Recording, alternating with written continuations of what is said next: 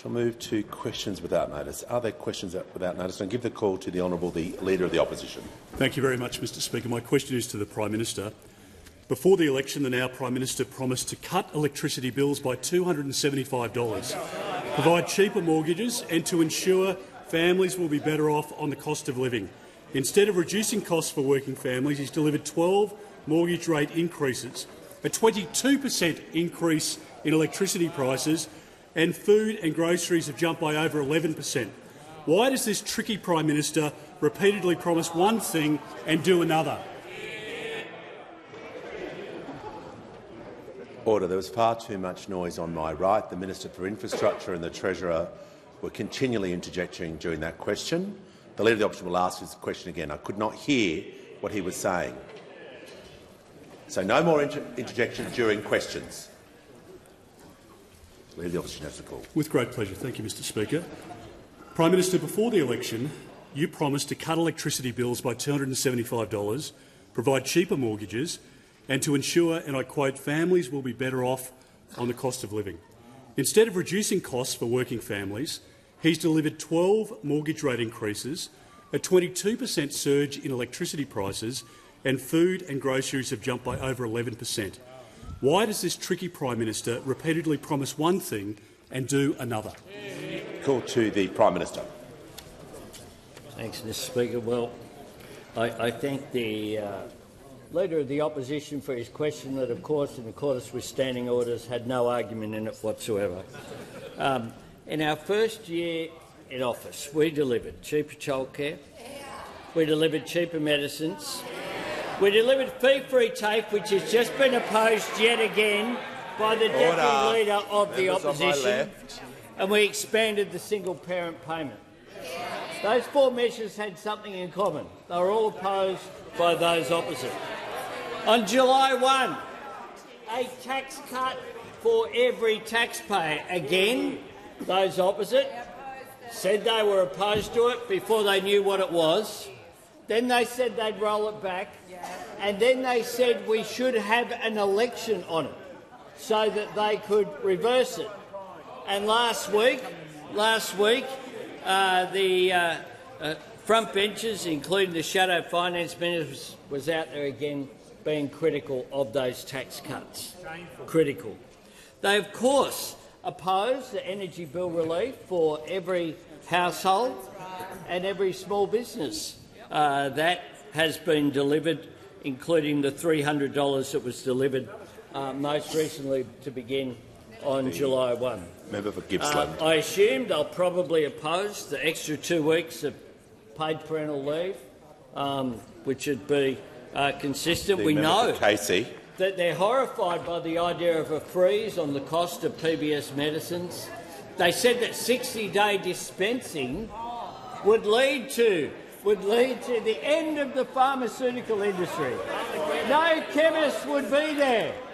I don't know where they'd go for their medicines. Leader of the Nationals. There's a rush, just like Whyalla was going to disappear. Member for Wells. As the Treasurer says. And we know as well that they've opposed all of the wage increases for those people on the minimum wage.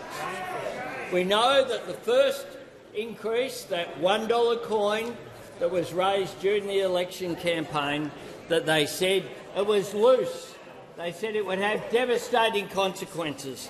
And, of course, we know today that over the last year, wages have increased more than inflation, meaning that that is a good thing. That is a good thing for working people. And we know as well that they oppose the 15% pay rise for our childcare workers, for our early educators, who are delivering so much as well. So every time we have a cost of living measure, there are two things that are certain. One is we will work hard to make a difference. Secondly, they'll oppose it. Call to the member for Aston. My question is to the Treasurer. Why is decent pay such an important part of the Albanese Labor government's efforts to help ease cost of living pressures? And how does this approach differ to what has failed in the past? Call to the Treasurer. Speaker, on behalf of the member for Aston, the Prime Minister and everyone on this side of the House, we say to the early childhood educators who are with us today that we're proud to be delivering the pay rise that you need and deserve to do your really important work. Mr. Speaker, our economic plan, our budgets and our government, they're all about helping Australians earn more and keep more of what they earn to help with the cost of living. That's why we're focused on fighting inflation and tax cuts for every taxpayer and decent pay for Australian workers. And in that light, Mr. Speaker, today's new wages numbers are very encouraging. They show wages grew 0.8% in the June quarter and 4.1% in annual terms. This is the first time in 15 years that wages growth has gone 4 for 4. 4 consecutive quarters of annual nominal wage growth of at least 4%, Mr. Speaker. Nominal wages didn't grow above 4% for a single quarter for almost a decade under those opposite. Not once, Mr. Speaker. Since our election, average annualised wage growth is almost double the rate we saw under our predecessors. And, Mr. Speaker, they're interjecting about real wages. When we came to office, real wages were falling by 3.4%. In today's numbers, real wages grew again in annual terms for the third consecutive quarter, Mr. Speaker. That's because decent pay is absolutely central to our cost of living agenda. Minimum wages up $143 a week on our watch. A wage rise for aged care workers and early childhood educators. 4 quarters of wages growth with a 4 in front of it. Annual real wages growth for the third quarter in a row. So, Mr. Speaker, on our watch, almost 1 million new jobs, a tax cut for every taxpayer, 2 surpluses, inflation's halved and wages growth has almost doubled. And they don't like to hear it, Mr. Speaker. They hate wages growth. That's why wages were stagnant and workers didn't get a look in for a decade. That's why real wages were falling. They hate wages growth, just like they hated it when rates didn't go up. They hated it when underlying inflation went down. They hated it when we gave a tax cut to every Australian taxpayer. If they had their way, Mr. Speaker, wages would be lower, inflation would be higher, there wouldn't be tax cuts for every taxpayer, and there'd be less help for people who are doing it tough. And in this regard, Mr. Speaker, they are hopelessly divided on every issue except this one. They want people working longer for less, Mr. Speaker. Under this Prime Minister and his government, Australians are earning more and keeping more of what they earn, and that's what we see in today's new wages numbers, and that's why they are so encouraging and so welcome. The call to the member for Grey. Member for Hume has the call. My question is to the Prime Minister.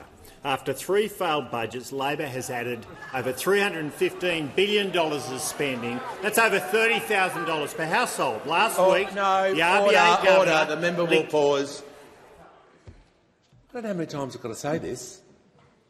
Questions are going to be heard in silence. The Minister for Housing was at the top of her lungs. She's warned. People are not to interject during questions. Member for Hume will begin his question again. Prime Minister, after 3 failed budgets, Labor has added $315 billion of spending, over $30,000 per household. Last week, the RBA governor linked demand to inflation and said we've revised up our forecast for demand growth, and that's due to stronger forecast public spending. This Prime Minister promised to reduce the cost of living, but the RBA says his decisions are pushing up the cost of living. Why does this tricky Prime Minister repeatedly promise one thing and then do another? I'm not happy with the last part of the question, that descriptor. Order. The Prime Minister will answer the question. Go on. I really do thank the member for Hume for his question, Mr. Speaker, because what he's done is expose the coalition plan for $315 billion of cuts. That's right. He stood up here at the dispatch box and he spoke about $315 billion of spending. The Shadow Finance Minister said on the 1st of August, I can tell you exactly what we wouldn't have done, that additional $315 billion of spending. That's what they say. Confirmed by the Shadow Treasurer, backed up by this Leader of the Opposition. Well, let's have a look at what that is. Indexation of the age pension. Apparently they're against that. Indexation of income support payments. They're against that. They're against that. We know they're against the 15% pay rise for early educators. Order. We know they're against the increased wages for aged care workers. We now know that they are against funding for new medicines on the PBS. Every one of them. Those life-saving drugs are all wasteful that will help people in need of cancer and with diseases that need these drugs and need them listed so that they can be affordable. Order. Well, under them, prices way up. We know they're against cheaper childcare. Well, we know that. We know that the Deputy Leader, just before question time, confirmed that they're against fee-free TAFE for the 500,000 Australians who have received it. Well, you asked the question. The Deputy Leader of the Opposition will cease interjecting so I can hear the member for Hume on a point of order. Relevance, Mr Speaker. The question was about his policies and how they are failing Australia. Resume your seat.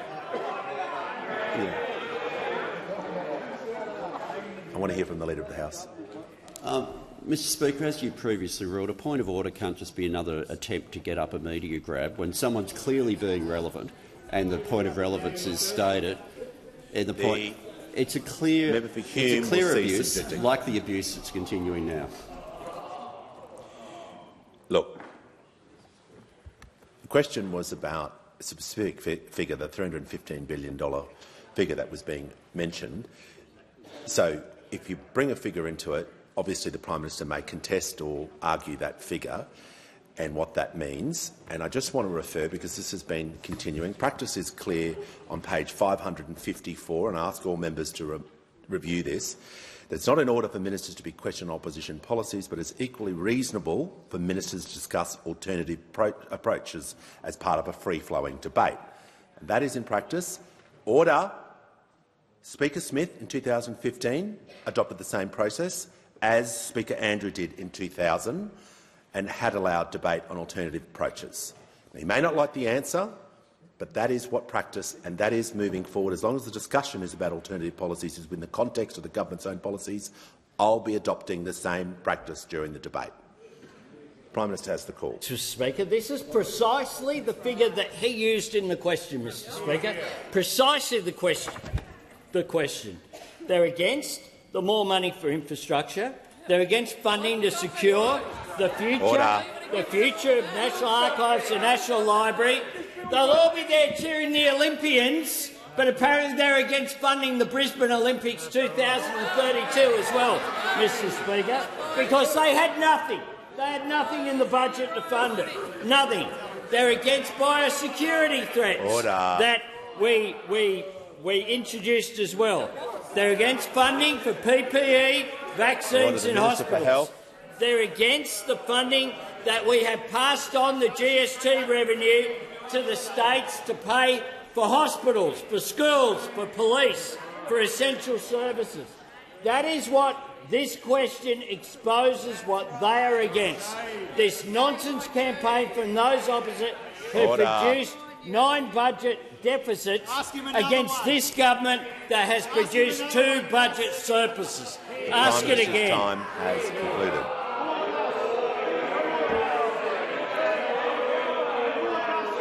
Order. The Treasurer will cease interjecting. The member for Hume will cease interjecting. The House comes to order. We'll hear from the member for Chisholm. Thanks so much, Speaker. My question is to the Minister for Education.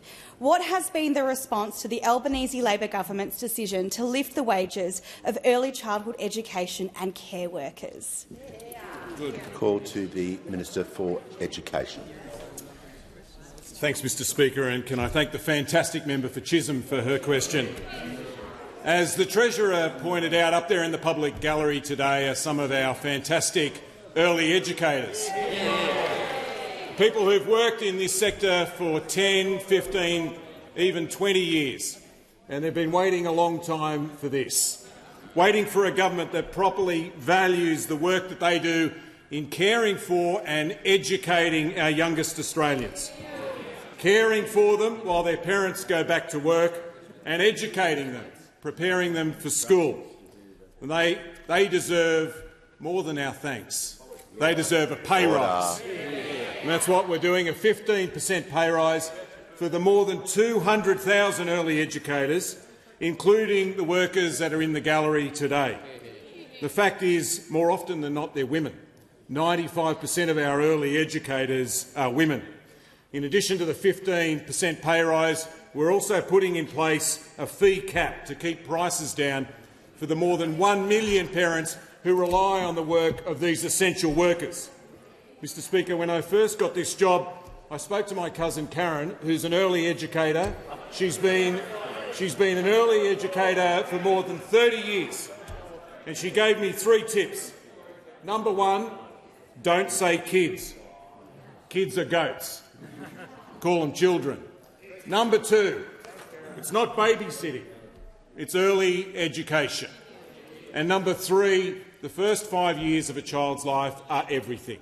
Everything they see, everything they hear, everything they eat, every smile, every book they read, every lesson that they get shapes and changes and makes the person that they become.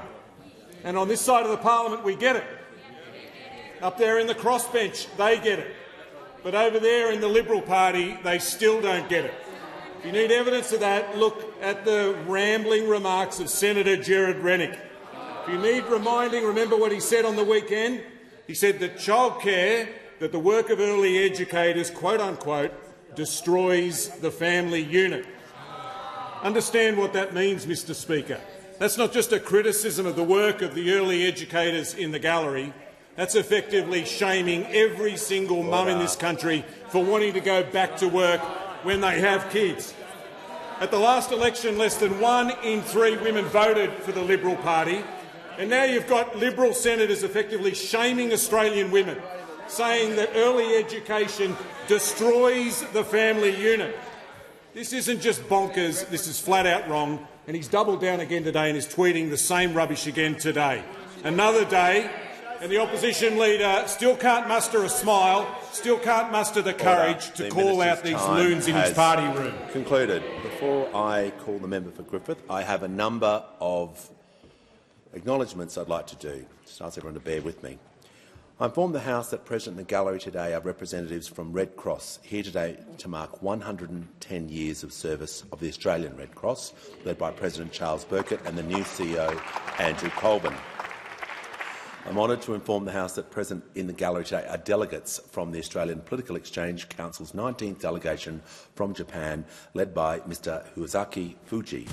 And I'm honoured to inform the House that present in the gallery today is a member of the Indonesian House of Representatives, Ms Sarasa Wahati Johona Johnhati Ko Suma, along with the Indonesian parliamentary delegation led by Mr Ravinda Erlangga.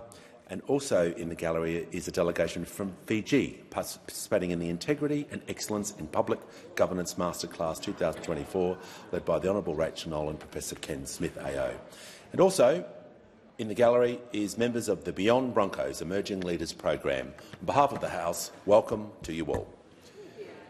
Give the call to the member for Griffith. To the Housing Minister. Yesterday the Minister apologised for referencing Treasury modelling on build-to-rent that did not exist, then seemed to claim the 160,000 figure came from Property Council modelling of Labor's scheme, which is also not true. In fact, the Property Council says Labor's plan won't build any extra housing. Experts say build-to-rent overseas sees big corporate landlords use rent maximisation strategies by algorithmically coordinating rent hikes and keeping properties vacant to drive up rents. Why does Labor want to give money to developers to hurt renters and drive up rents?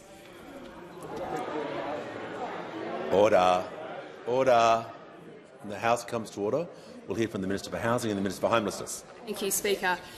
And I have to say I'm not surprised by the nature of that question. I mean, doesn't it say it all? Questions like this are not going to help us build a single new home for a single person in our country.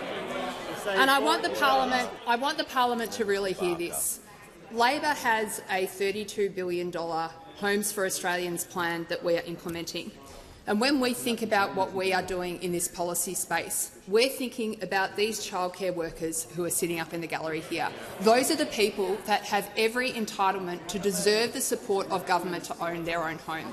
We are thinking about homes for Australians, not silly debates in Parliament House like other parties in this parliament. Now, Speaker, let me say a little bit about this build-to-rent scheme which is in the Senate at the moment, a really core and integral part of Labor's commitment with the states and territories around this country to build 1.2 million homes desperately needed by Australians. Speaker, I spoke to the parliament yesterday about some of the terrible implications for the housing shortage that we have in this country.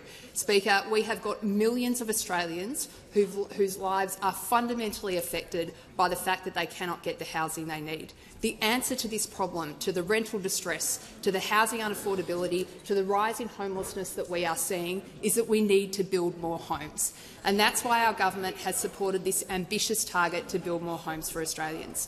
Now, Speaker, when we look at our rental market in Australia, there's a really unique difference between the way we're doing things here and what we see overseas. One of those differences is that we do not see this particular type of rental, build-to-rent, as it's known in the sector.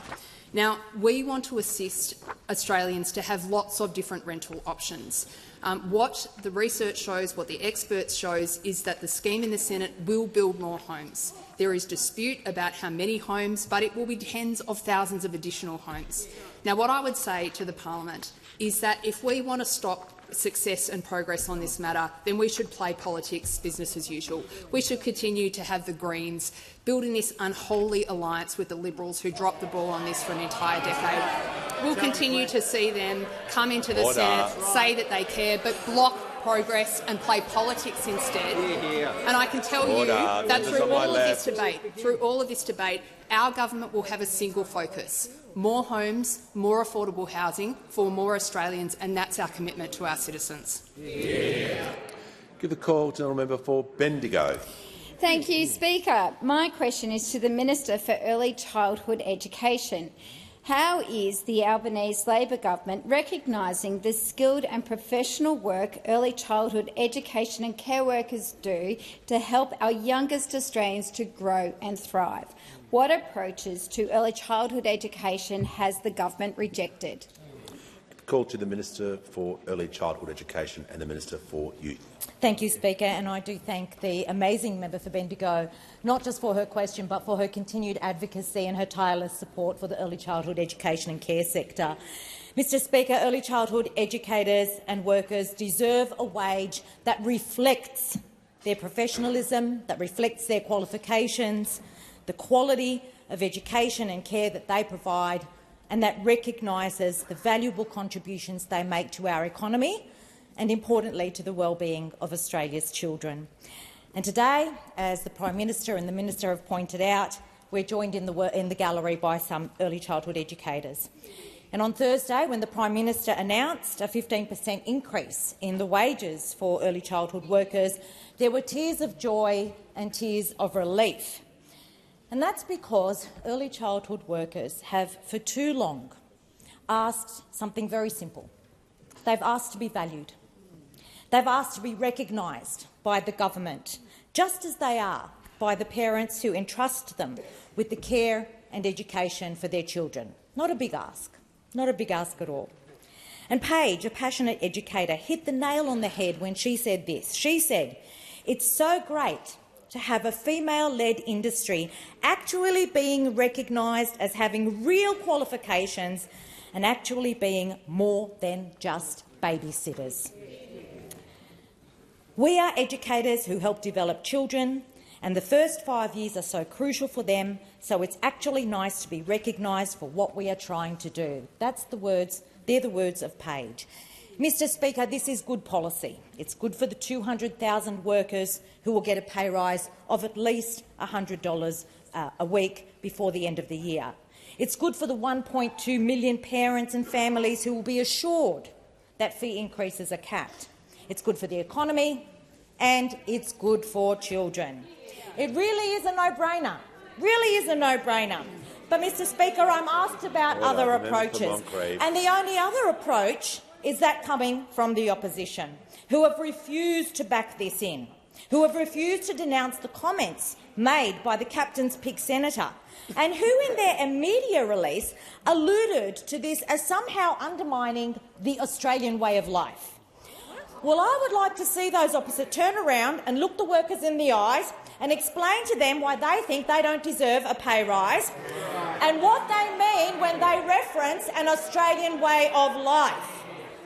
The opposition wants to make this all about ideology so that they can continue to denigrate and ignore the important contribution of our early childhood educators and teachers and the importance that they make to child well-being. And I'll finish in the words of Lisa, who said, "I can stay in the job I love, and that is going to change a lot of lives, not just my own." Call to the member for Deakin. Thanks, Mr Speaker. My question is to the Minister for Housing. Yesterday, the minister was forced to apologise after claiming Treasury had modelled your government's failed build-to-rent policy. During question time yesterday, the minister claimed some experts believe CFMEU corruption and illegality has, and I quote, "no impact on residential construction." Can the minister name those experts? Order.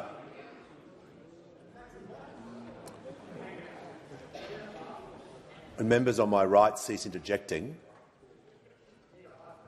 the member for Wills will leave the chamber under 94A.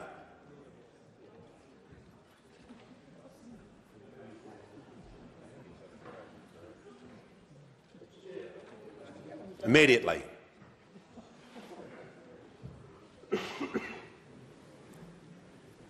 With no interjections whilst questions are being asked. The Minister for Housing and Homelessness has the call. Well, thank you, Speaker. And that question just following up on the shameless politicking of the Green. And we have again a Liberal come forward and ask a question not about how we're going to build more homes for Australians, but about how we can play more politics in this parliament. And I can tell you really clearly, Speaker, that my focus on this in this role is not about what happens here in Parliament House. The Minister is 30 seconds into her answer, so she's just going to pause.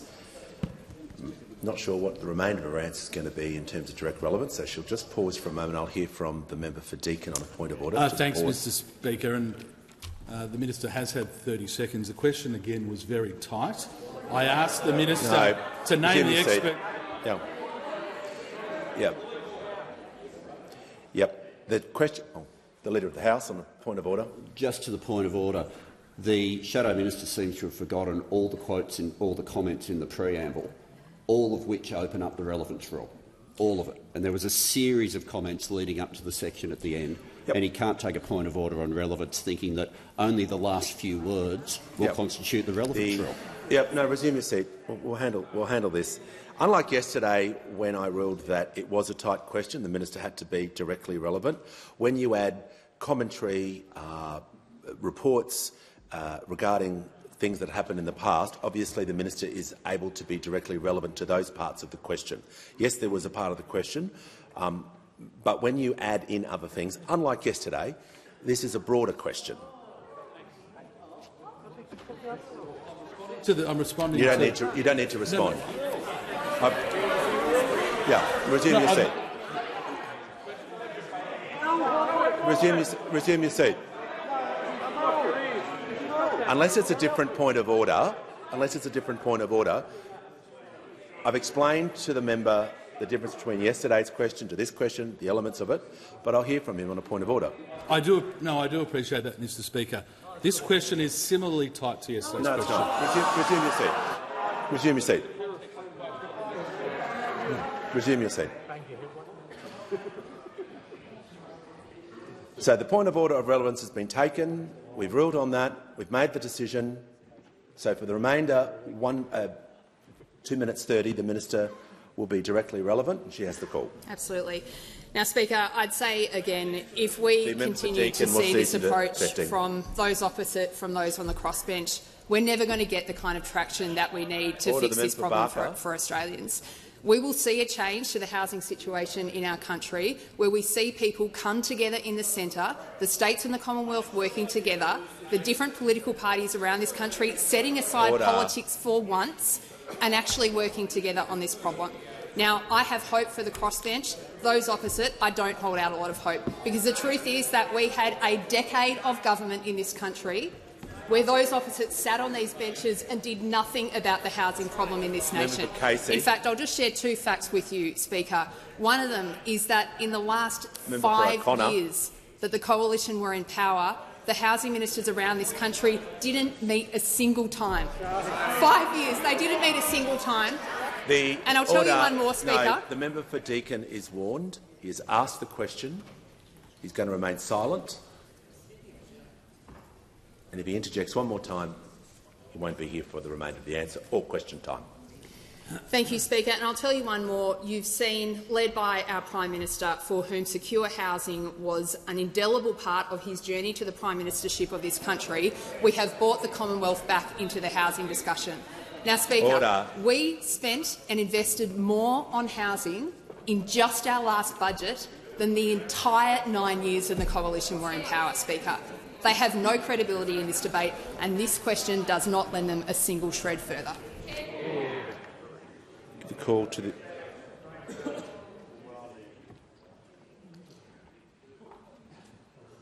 the House comes to order. We'll hear from the honourable member for Lingiari. Thank you, Speaker. My question is to the Prime Minister. Prime Minister, how is the Albanese Labor government supporting our vital early childhood education and care workers with a pay rise, and what has been the response? The call to the Prime Minister. I thank the member for Lingiari for her question, and I also join in welcoming the early educators who are here in the Parliament House today for question time. We last week announced the increasing of workers' wages who work in the early education sector by 15%. 10% in December, $103, and then a further 5% in December of next year, adding up to $155 a week. Two parts of the deal: increased wages as well as keeping fees down for families. This is policy that's good for workers, good for children, good for families, but importantly as well, good for our economy, because we know that accessible, affordable childcare is key economic reform. It is low-hanging fruit if we can increase workforce participation and boost productivity. It means women being able to return to the workforce earlier or work additional time, helping family budgets, making an enormous difference to our economy. It follows in the great tradition of other Labor reforms as we move towards universal provision, Medicare, superannuation, the NDIS, these great economic reforms that are good for our economy, but they're also good for our society. And I'm asked how this has been received, because we know that those opposite take a different view. And the minister today was talking about the comments of Senator Rennick yesterday, who said that it would destroy the family unit, it would brainwash children early with the woke mind virus, and we know that this is a fellow who's been supported, personally endorsed by the Leader of the Opposition. But to my surprise, Mr Speaker, the senator has doubled down. He wrote to me yesterday, Mr Speaker. He wrote to me yesterday, and it explains perhaps why he's not only against childcare provision. This is what he had to say about cost of living on behalf of the Coalition. The best way to deal with the cost of living is to repeal the financial deregulation that occurred under the Hawke-Keating government. So now we have the policies of nuclear energy in the 2040s, divestment of supermarkets. We have financial deregulation. All go. We'll just re-regulate the whole economy and that'll fix it. Don't worry about paying people properly. Don't worry about economic reform or workforce participation. Mr Speaker, how out of touch are they? The call to the member for Deakin. Thanks, Mr Speaker. My question is to the Minister for Housing. The Minister yesterday in question time claimed some experts believe CFMEU corruption and illegality has, and I quote, no impact on residential construction in the view of some experts. Can the Minister name those experts? Call to the Minister. Order. Give the call to the Minister for Housing and Minister for Homelessness. Thank you so much, Speaker. And I would just say to the member opposite, I'm not sure the point he is trying to make here. If he believes that the CFMEU are driving up residential construction costs, Speaker, I'll allow you to call the House to order. The member for Moreton and the Leader of the Opposition will cease interjecting. The member was heard in silence, and the minister is going to be given the same courtesy. Just the call. Speaker, if the member opposite believes that the CFMEU is driving up residential construction prices, then why are the Liberals not helping us clean up this union in the Senate? Now, Speaker, whatever your view about this, the policy fix is the same. We have a union that's a problem, and our government is taking steps to fix it, and the Liberals are trying to stop us from doing it. The minister will pause. The member for Deakin on a point of order. Thanks, Mr Speaker. Point of order is on relevance. This was, under your instructions, a very tight question. There was nothing expansive about the question. It referred to the minister's statements and asked her to name those experts. Now, if the minister cannot name those experts because she made that up at the dispatch box, resume your seat. No. The member for Deakin is entitled to take a point of order. He is not entitled to then add extra commentary to the point of order. That is an abuse of the standing orders. He is on a warning. He will now leave the chamber under 94A. Member for the Chief Government Whip. My question. No. Just the Chief Government can resume her seat. Has the minister concluded her answer? Minister in continuation, then. Thank you so much, Speaker. And isn't the air just feeling a little bit fresher in here now without the member for Deakin in the chamber? Not for the first time, Speaker. The member for Deakin is making absolutely no sense. If he is concerned about the impact this union is having on residential construction prices, then he can go into his caucus room and talk to his senator colleagues about helping our government clean up this union. Speaker, whether... Order. What's up with these guys today, Speaker? Order.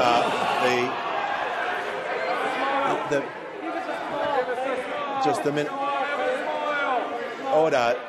The minister. No. The minister will cease her remarks while the leader is on his feet. Order. Thank you very much, Mr Speaker. Leader of the Opposition has the call. Thank you very much, Mr Speaker. It's obviously a serious topic. I ask whether your ruling is that this minister is in order. We've been going down this path for a while. If I make a ruling at the time, as I did, there's no opportunity to come back and ask the second chance what the ruling is. So no other Leader of the Oppositions have done that before, so we've moved on. I'm just going to ask the minister to conclude her answer. On the point of order. Thank you. I'm asking for your ruling, Mr Speaker. If it wasn't clear before, I thought it was. But to make it clear for the House, is it your ruling that the minister is relevant to the question that was asked of her? Yep. The Leader of the House. That's a second point of order on relevance, which is clearly outside of standing orders. Yeah. Just so I'm clear to the Leader of the Opposition, you don't have standing to raise another point of order on clarification of a ruling. It's never happened before in practice. I understand what you're trying to do. You're trying to get me to go back in time to say what was your ruling, clarified it. Sure. We'd already made it. So when I dealt with the member for Deakin, if you were not happy with the way I handled that, you wanted to move something on that, you could have done that. It doesn't enable you to do that in the future. We've done this a couple of times, so just for the clarity of the House, when a ruling is made, that is the time to take action, not to then wait a couple of minutes or 30 seconds later to go, I seek your ruling, what was your ruling? Okay? The Minister will conclude her answer. Thank you, Speaker, and I regard these continuous points of order as a real mark of success. A great compliment from those opposite. Thank you so much, fellas. Thank you so much. The Minister's just going to Speaker, conclude her answer just without in concluding, commentary. I would say, Speaker, that it's very clear what's going on here. The Coalition are in the parliament again, and they are playing politics within an inch of its life. If they cared about costs in residential construction, as they claim to do, they should tell their Senate colleagues to go into the Senate and help our government clean up this sector. Order. House comes to order. We'll hear from the Chief Government Whip. Thank you, Speaker. My question is to the Minister representing the Minister for Employment and Workplace Relations. What action is the Albanese Labor government taking to clean up the CFMEU? Give the call to the Leader of the House. I thank the Chief Government Whip for the question. The number one job of any union is to protect its members and to look out for their interests. The reported behaviour from the construction division of the CFMEU is the opposite of this, and the government has zero tolerance for violence or thuggery or intimidation. Order. No, members on my left. The best way to deal with this is by putting the union into administration. We made clear that we would support an application from the regulator, the General Manager of the Fair Work Commission, and we would intervene in support of an application for the union to be put into administration. We also made clear that if the union in any way resisted that application, we were willing to legislate. It's clear that the union has not agreed with what was put forward in the federal court, and therefore we are legislating. There are effectively two groups that have been seeking to delay administration. We always presumed there would be the lawyers from the CFMEU. We hadn't suspected there would be the senators of the Liberal and National parties. But we have a situation now where the unity ticket on delaying the union being put into administration. The member for Fisher. What some of the leadership of that construction division could have only dreamed of is being considered to be delivered for them by the Leader of the Opposition and his senators. The impact of administration is that the government's bill will ensure a clear pathway for an administrator to take charge of all branches of the construction division of the CFMEU for up to 3 years, to review individual union officials and determine whether or not they should retain their position, to examine how money is being spent and whether money being spent is in the best interests of members. Legislation puts obligations on officers, on employees and professional advisors to cooperate with the administrator to access all assets, all property and documents for the purposes of the administration. If you had deregistration, though, the entire leadership would remain in place. Because of laws that were changed under work choices, their capacity to appear before the Commission would remain constant. There is an opportunity now where, if we want to clean up this organisation, the legislation is before the Parliament and it should be passed. Call to the Deputy Leader of the Opposition. My question is to the Prime Minister. On Insiders recently, when asked about establishing a Makarrata Commission with responsibility for truth-telling, the Prime Minister said, well, that's not what we've proposed. But on election night 2022, the Prime Minister promised to implement the Uluru Statement in full, the Voice, Truth-Telling and Treaty, and repeated that promise on more than 34 occasions. Why does this tricky Prime Minister repeatedly promise one thing and do another? The Prime Minister has the call. I thank the Deputy Leader for her question. The theme of this year's festival at Garma which was broadcast, even if you weren't there and didn't make the effort, anyone in the coalition, to actually sit down and engage, was Fire, Strength and Renewal. Strength, the commitment from First Nations people to deal with the trauma that many of them feel from the defeat of the referendum, which is very real, regardless of where you stood on that issue.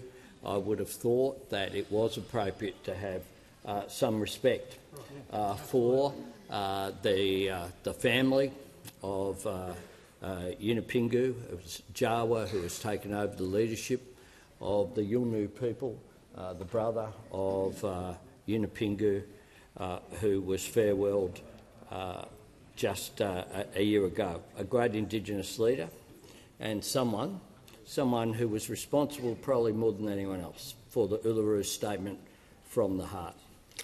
There, what we did was to acknowledge, as the incoming minister has done, the need to reach out. It's going to be difficult to take a point of order on relevance here when the Prime Minister is framing his answer, obviously, around where he made the statements. Anyway, the Deputy Leader on a point of order. Mr Speaker, it is a question on relevance because the question was about the Prime Minister's statements about Makarrata, and he hasn't mentioned this at all. Well, I'm not sure where.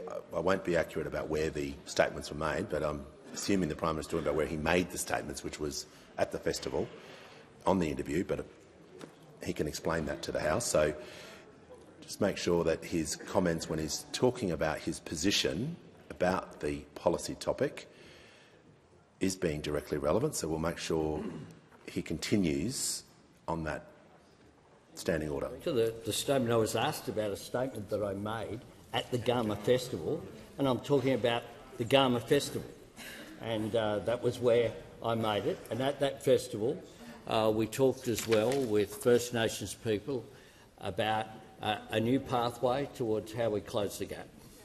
The new pathway was all about economic empowerment, trying to search for a way to achieve what I would hope everyone in this chamber wants to see achieved, a closing of the gap in education, a closing of the gap when it comes to health, a closing of the gap when it comes to life expectancy, when it comes to all of... The Deputy Leader of the Opposition has asked a question which can have silence for the remainder of the answer. Thank you, Mr Speaker. Now, I don't quite understand how any of these comments can draw partisan interjections, because one of the things that Senator McCarthy has said yesterday in the Parliament, we learned from the referendum and the pain and hardship that created to First Nations people in this country was the fact there was no bipartisan support. She went on to say that we want to walk down the pathway of trying to get maximum support for an objective that we as a nation, like the referendum was held, the yelling has to stop, and we need to work on ways in which we can achieve better outcomes. And that is the focus of my government. Concluded. Call to the honourable member for Swan. Thank you, Mr Speaker. My question is to the Minister for Resources and Northern Australia. How is the Albanese Labor government delivering a future made in Australia by supporting our critical minerals industry, and what is standing in our way? Call to the Minister for Resources and the Minister for Northern Australia. Thank you very much, Mr Speaker, and I thank the very hard-working member for Swan for that question. A future made in Australia will be built on the most significant budget for the resources sector in a generation, including a 10% production tax incentive credit for critical minerals valued at over $17 billion.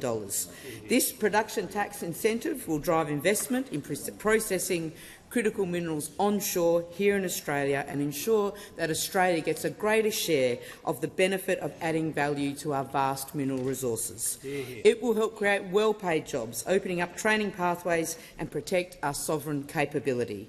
We will make more here in Australia and help the world to decarbonise. And I'm asked, Mr Speaker, what is standing in the way? Well, you don't have to look too far. It is, of course, the Liberals and the Nationals opposite. It took mere minutes for the Coalition to reject this industry-supported incentive on budget night earlier this year, but apparently, of course, the opposition leader is now changing his tune, and according to some reports in the media, a new package is shortly on its way. But we know Western Australians, and indeed all Australians, can't really believe a word that is said from those opposite. And as we know, the Leader of the Opposition says one thing on the West Coast and a completely other thing here in Canberra on the East Coast. In the absence of any coherent policy or any way to explain their failure to support the critical minerals industry, the Opposition Leader simply says, as the Minister for Science and Industry observed yesterday, we'll have more to say.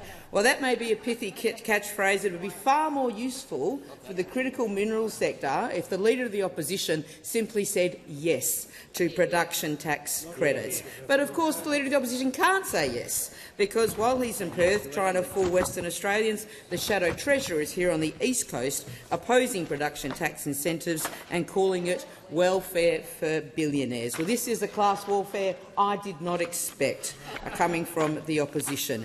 The Coalition are also at odds with their state colleagues in Western Australia.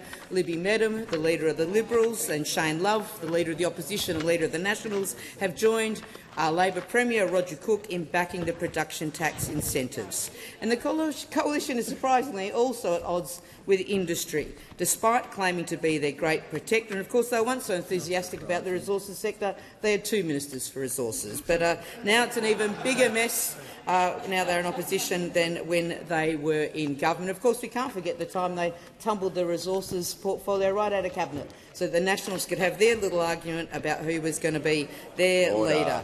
So instead of supporting PTCs, they say all sorts of things about the policies of the government. What they need to say is yes to reduction tax credits, because it's what the industry has called for and it's what this government will deliver, a future made right here in Australia. Minister's time has concluded.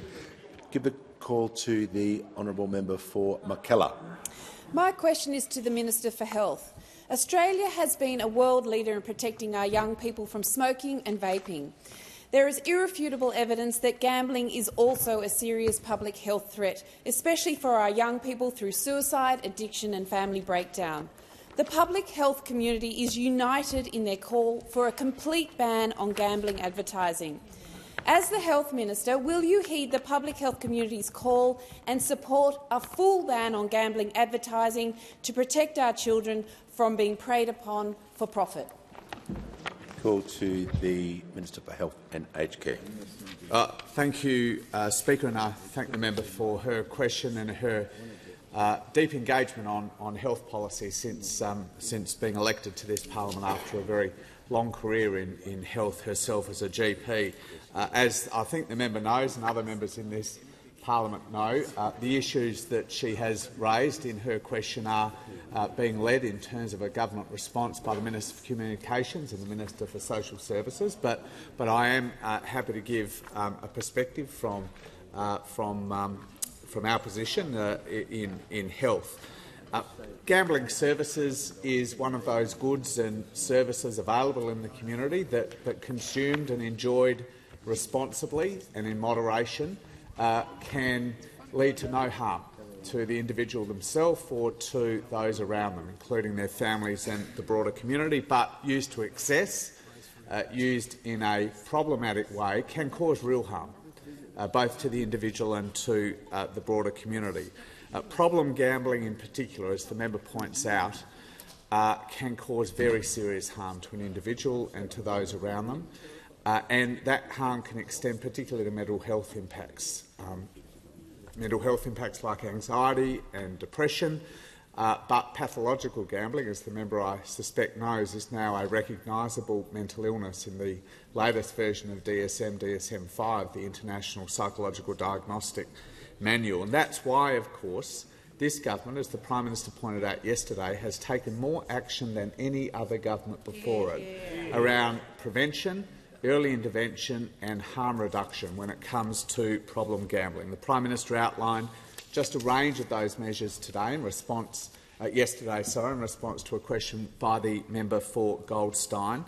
They are very significant, and in 2 years they are way more than any government, Labor or Liberal, frankly, has ever delivered in this parliament before it. I'm not going to go through all of them. They are very significant. I particularly want to refer to BetStop, though, which I think is the most significant harm reduction measure ever initiated in this parliament. But as the Prime Minister also said yesterday, getting to the heart of the member's question around advertising, the Prime Minister did say that the status quo regarding the saturation of gambling advertising, particularly where the children are exposed to it, is untenable. And as he also said, the government is working through those issues, and that work is being led very appropriately by the Minister for Communications and the Minister for Social Services. The call to the honourable member for Pearce. Thank you, Mr Speaker. My question is to the Treasurer. Why are production tax credits a central part of the Albanese Labor government's Future Made in Australia plan, and what are the obstacles to their implementation? Thank you. Give the call to the Treasurer. Thanks, Speaker, and thanks to the member for her characteristically perceptive question and for being a great voice out of the West here in the National Parliament. Mr Speaker, our focus is on easing the cost of living and fixing the budget and also strengthening our economy. And that's why we're investing $22.7 billion in a future made in Australia to create more jobs and more opportunities right across the country. And this is all about maximising the economic and industrial benefits which will come from the big global shift to net zero emissions. And the biggest part of our plan is tax breaks, and that's deliberate because a future made in Australia is all about attracting private investment, not replacing private investment. We know that the global energy transformation represents a golden opportunity for Australia, and our production tax credits will help us make the most of that opportunity. They'll incentivise investment in renewable hydrogen. They'll boost production of refined critical minerals. They'll create new jobs and new industries and also leverage our traditional economic strengths. Now, Mr Speaker, everyone on this side of the House wants Australia to grab these opportunities. But once again, those opposite have collapsed in a shambolic and humiliating heap, this time on production tax credits. Now, in this instance, Mr Speaker, the Shadow Treasurer has been uncharacteristically clear. For example, on the 14th of May, he said we don't support the $13.7 billion of production tax credits. On the 15th of May, he called it handouts for billionaires. On the 8th of August, he said we've been very clear we don't support the production credits. I don't know how much clearer you can be, he said. He's so certain, Mr Speaker, that he's already counting them as a saving in his budget, which makes him about $300 billion short. Now, Mr Speaker, to be fair, the Leader of the Opposition also called them corporate welfare. But in Kalgoorlie, as the Resources Minister said, he changed his tune. And today we read that the opposition leader has hinted at a rethink. Mr Speaker, if you listen closely, you can hear the familiar sound of the Shadow Treasurer getting rolled again. Mr Speaker, he has humiliated the Shadow Treasurer and he has torched whatever is left of the Shadow Treasurer's credibility. He's rolled him on stage 3 tax cuts, migration, super for housing, supermarkets, and now they are deeply divided on production tax credits, Mr Speaker. This side of the House has a plan for a future made in Australia. That side of the House is an embarrassing shambles, divisive and divided in the 3rd year of a 3-year term, and still no coherent view about production tax credits, still no costed economic policies, and still no economic credibility. Give the call to the Manager of Opposition Business. My question is to the Prime Minister. Have you ever committed to establishing a Makarrata Commission? Order. Give the call to the Prime Minister. I thank the member for Bradfield for his question. Now, the member for Bradfield, when it comes to Indigenous affairs, does have an interest. He's so interested, he held 2 forums during the referendum, one for yes and one for no. That's how interested and committed he is, Mr Speaker, to advancing the interests of Indigenous Australians. I refer to my previous answer. I outlined at Garma a plan for economic empowerment. I'm outlining practical plans for housing, $4 billion for remote housing. We have an agreement through the schools agreement in the Northern Territory to lift people up on education. The Prime Minister is going to pause so I can hear from the Leader of the Opposition. Thank you very much, Mr Speaker. It obviously is on relevance. It couldn't possibly be tighter.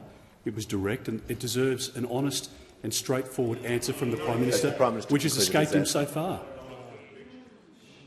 Has the Prime Minister concluded his answer? Well, he's 40 seconds in. Thanks. Order. The Leader of the Opposition. The Leader of the Opposition will cease interjecting. He's taken the point of order. And just order. The Deputy Leader of the Opposition. Just going to remind all members. Order. I'm going to just remind the Leader of the Opposition and all members, reflections on a members is highly disorderly.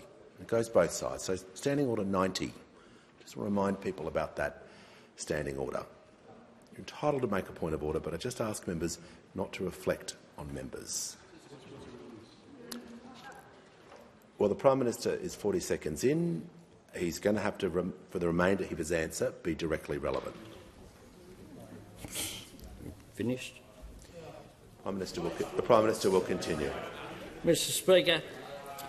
Speaker, when it comes to Makarrata, of course, means coming together after struggle. One of the things that we are doing, of course, is consulting post-referendum.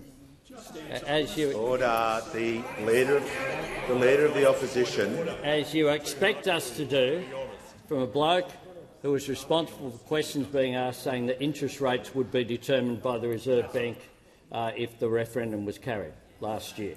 Speaks about an honesty when it comes to Indigenous affairs.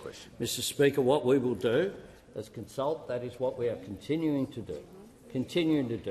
We're consulting, but we're also putting out there a range of ideas that I would hope could get the support of people in this parliament across the board on economic empowerment, on opportunities for job creation. We have the beginning of the remote jobs plan as well, taking the old CDP and creating real jobs with real wages, with real training for Indigenous people. That is precisely what we want to see to advance the interests of Indigenous Australians. Give a call. Order. When the House comes to order. Leave from the member for Hasluck. Thank you, Speaker. My question is to the Minister for Agriculture, Fisheries and Forestry. How is the Albanese Labor government's Future Made in Australia helping to unlock the potential of Australian grain growers, and what could be standing in the way? Give a call to the Minister for Agriculture, Fisheries and Forestry and the Minister for Small Business. Thank you, Mr. Speaker. And I do want to thank our terrific member for Hasluck and her support for the grain growers in Western Australia and her home state and indeed around the country. Because, of course, she understands that the grain and the oil and seed producers are world-class innovators, and they are indeed innovating. It was terrific to be at an event that they hosted in Parliament House last night together with the Minister for Infrastructure. Mr. Speaker, it's no surprise that the member is excited about our Future Made in Australia and what it can mean for grain and oilseed producers. Indeed, Labor's Future Made in Australia plan will help maximise the economic benefits of the move to net zero, and one of the priorities of the Future Made in Australia is the development of Australian low-carbon liquid fuel industry. And this is something that's already happening overseas, Mr. Speaker, and it's happening with Australian grain and oilseeds overseas. 60% of canola exported to Europe is used to produce biofuels. 60% of our canola that's exported is used to produce biofuels. And whilst our agricultural trade is critical to the industry, Labor wants these jobs and innovation here in Australia as well, Mr. Speaker. We want more opportunities for our producers both here and overseas.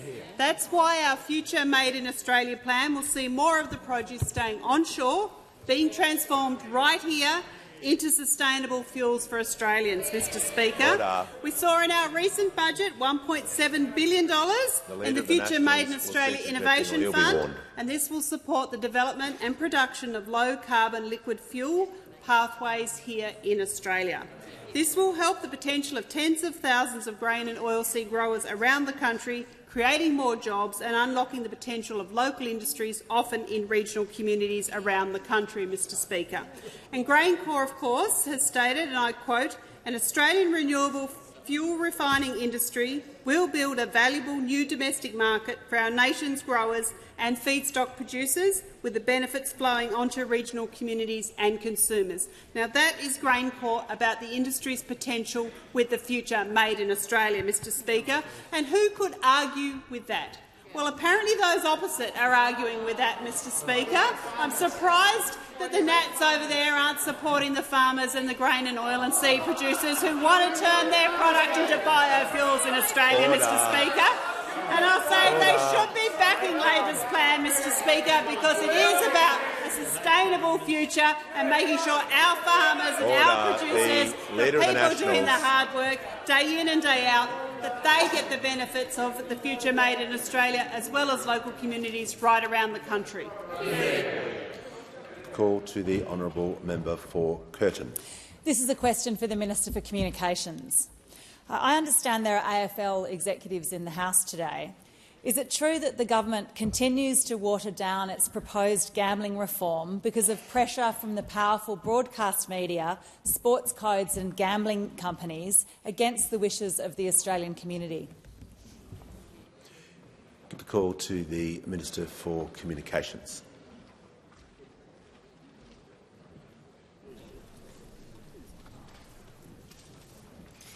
Thank you, Mr Speaker, and I thank the honourable member for her question. Mr Speaker, the problem is there. The problem about gambling harms, and I'm sure every member of this place is concerned about that. On the important issue of wagering advertising, I've made it clear that the status quo is untenable.